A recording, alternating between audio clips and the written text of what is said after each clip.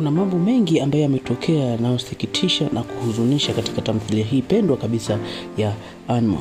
Sasa tunaona kwa Anmol baada ya kuondoka katika familia ile ya Prasal, basi alirudi nyumbani kwao na walimpokea vizuri kwa sababu ni mtoto, kwa sababu wanasema mtoto akiondoka hajaua anaruhusiwa kurudi tena kwa sababu hapo ni kwao. Kwa baada ya kufika kweli familia ile ilimpokea vizuri, lakini kwa upande wa anti yake ambaye ni mke wa yule anko wake na Anmol ambaye ndo alikuwa mtetezi wake, sasa naona yeye anafurahishwa sana jambo lile mpaka anapiga picha familia hile na kuhakikisha kila mtu anajua kwamba kuna jambo ambalo limetokea, na anasema kwamba ataposti mtandaoni kwamba familia ile imeachika kwa sababu mtoto wao ni mfupi. Kwa hiyo ataposti mtandaoni na kusema harusi ile ambayo ilikuwa imetrendi ya Mbilikimo na mtu mrefu basi leo imevunjika rasmi.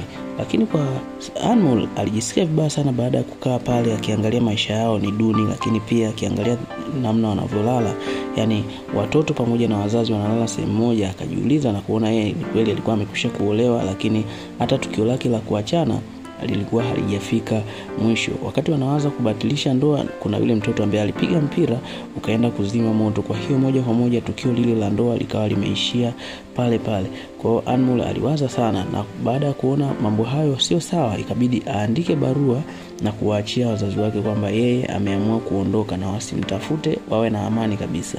Lakini haikuwa tu hivyo, kwa sababu baada ya hapo Anmol kweli aliondoka, lakini Anmol alirudi moja kwa moja katika familia hii ya Prasal ambao walikuwa hawampendi kabisa. Na baada ya kurudi kila mtu alishangaa ni vipi Anmol amerudi hapa na alikuwa ameondoka ameachika kabisa. Kwa jambo lile hata wao liliwashtua, lakini mwisho wa siku ilibidi wakubaliana na matokeo kwa sababu hakukuwa na namna.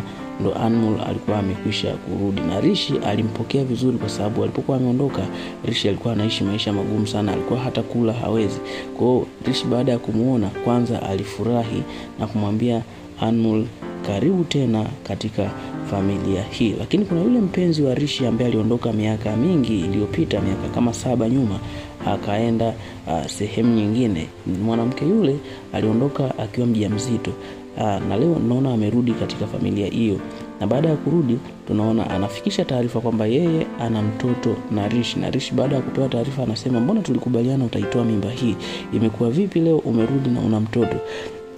Na tunaona mwanadada yule alikuwa ni mtu wa misimamo na ni mtu wa kupenda haki. Kwa moja kwa moja alimwambia jambo la kutoa mimba huwa sio jambo zuri, kwa hiyo niliamua nisitoe kabisa mimba hii, lakini mtoto amekwisha kuwa mkubwa na nimerudi India kwa sababu mimi nina saratani ambaye iko hatua za mwisho kabisa. Kwa hiyo nina mwezi mmoja tu wa kuishi hapa, then baada ya hapo nitakuwa nimepoteza maisha. Na tunaona alipata nafasi ya kuongea hata na Suria binti huyo, akamwambia kwamba wewe ndio utakuwa mama wa mwanangu, kwa hiyo ikitokea nimekwisha kufa basi utamlea mtoto wangu.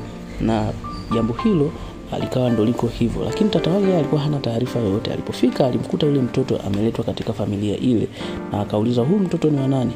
Lakini baada ya kuuliza vile tunaona Prasal alimjibu huyu ni mtoto wa Rishi. Ilikuwa ni jambo gumu sana kulipokea kwa kawaida, lakini ilibidi wapokee kwa sababu tayari imekwisha kutokea na mtoto tayari ameshakuwa mkubwa, hawezekani hata kumkataa, haifai.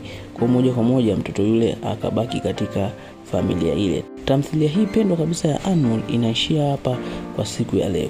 Kama unapenda tamthilia zetu basi endelea kufuatilia channel hii kila kunapokucha. Asante.